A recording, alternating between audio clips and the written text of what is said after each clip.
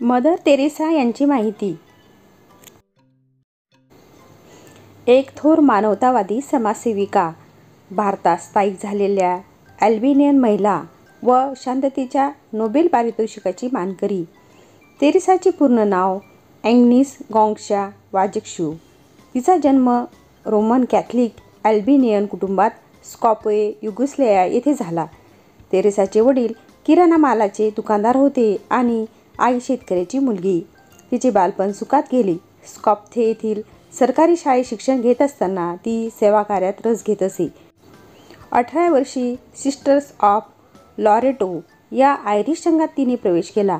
नंतर 1 वर्ष Dublin, Ireland येथे तिने इंग्रजी भाषेचा अभ्यास केला. त्यानंतर तिने जोगीन बनून पूर्णतः मिशनरी कार्यास वाहून घेतले.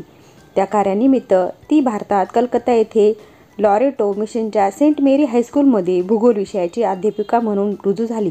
1929 मध्ये स्पॅनिश योगिनी संत तेरेसाच्या नावाने तिचे नामांतर झाले आणि पुढे मातृवत सेवाधर्मामुळे ती मदर तेरेसा या नावाने ओळखली जाऊ लागली. तिने 19 वर्ष अध्यापन केले. ती प्राचार्य झाली.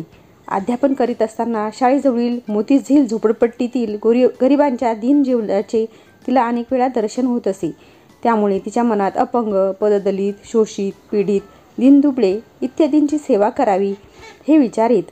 किंबहुना हीच ईश सेवा होय असे विचार तिच्या मनात रुळमुळ झाले. एकदा दार्जिलिंगला जात असताना तू गरिबांच्या सेवेला लाग असा जणू दैवी संदेशच तिला मिळाला.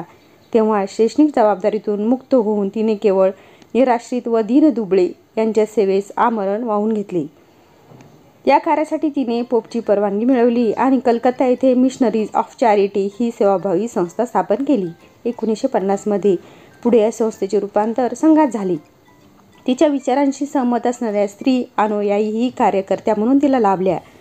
सुरुवातीस समाजातील उच्चभ्रू लोकांकडून तेरेसासह सेवाभावी महिलांची खूप हेटाळणी व अवहेलना झाली. तेरेसाला तर लोक सेंट ऑफ द गटर्स म्हणत. तथापि या टीकेला न जुमानता तिने सेवाकार्य अखंड चालू ठेवले. विशेषतः मृत्यूशय्येवरील व्यक्तीस अन्न, वस्त्र, निवारा या प्राथमिक गरजांबरोबर सहानुभूती, सांत्वन व प्रेम यांची नितांत गरज असते हे तेरेसाने जाणले आणि इतरांनाही दाखवून दिले. या संस्थेच्या जोगिनी गटारात, उकिरड्यात व इतरत्र टाकून दिलेल्या उपेक्षित मुलांचे मातृप्रेमाने संगोपन करू लागल्या. मुलांसाठी तिने स्वतंत्र अनाथ आश्रम काढले. तसेच बेवारशी, निर्वासित, निराश्रित व रोगपीडित मनोन्मुख व्यक्तींसाठी homes for the dying destitutes, Nirmal Hriday हे आधार आश्रम स्थापन केले. 1952 मध्ये 1964 मध्ये तेरेसाने पश्चिम बंगालमध्ये कुष्ठगृहाची स्थापना केली. या लोकांची सेवा करण्यात ती स्वतःस कृतार्थ मानू लागली, कारण त्यांची सेवा म्हणजे येशूचीच सेवा होय अशी तिची धारणा आहे. ती स्वतःस ख्रिस्ताची विनम्र दासी मानत असे. तिच्या कार्याचा कालानुरूप व्याप वाढला आणि कुष्ठरोग रुग्णालये, अनाथालये, महिला, अपंग, वृद्धांची आश्रमगृहे, फिरते दवाखाने, मरणोन्मुखांसाठी आधारगृहे, शाळा इत्यादी विविध संस्था भारतात व भारतेतर देशात पसरल्या. तेव्हा कार्यकर्त्यांची उणीव भासू लागली. या संस्थात 1962 पर्यंत फक्त सेविकांनाच प्रवेश होता. परंतु तेरेसाने मिशनरी ब्रदर्स ऑफ चॅरिटी ही वेगळी संघटना स्थापन करून पुरुष सेवकांना त्यात प्रवेश दिला. या संघात 2000 जोगिनी व 400 ब्रदर्स कार्य करतात. 1983 पर्यंत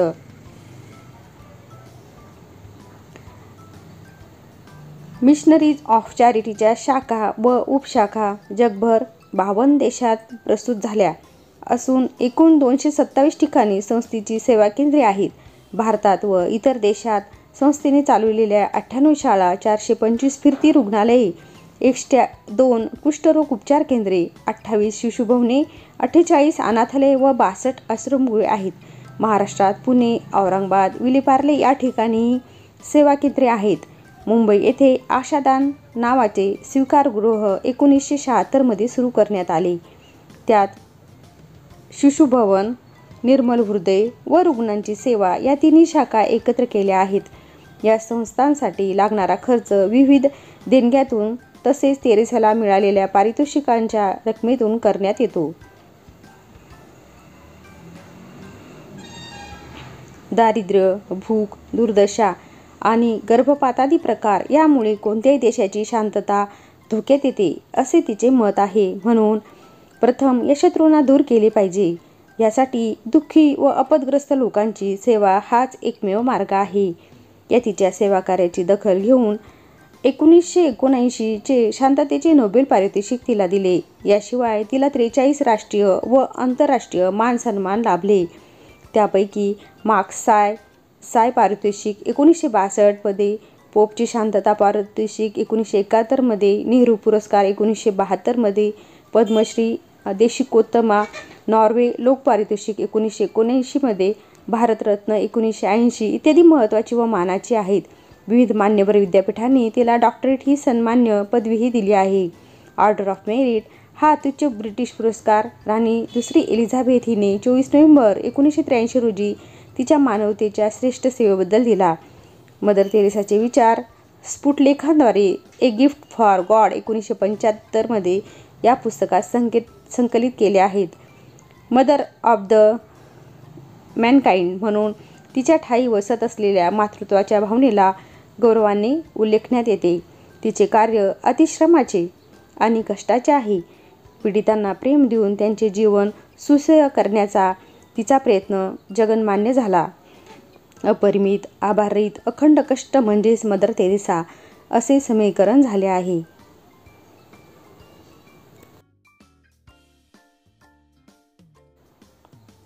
व्हिडिओला लाईक, शेअर आणि चॅनलला सबस्क्राईब जरूर करा.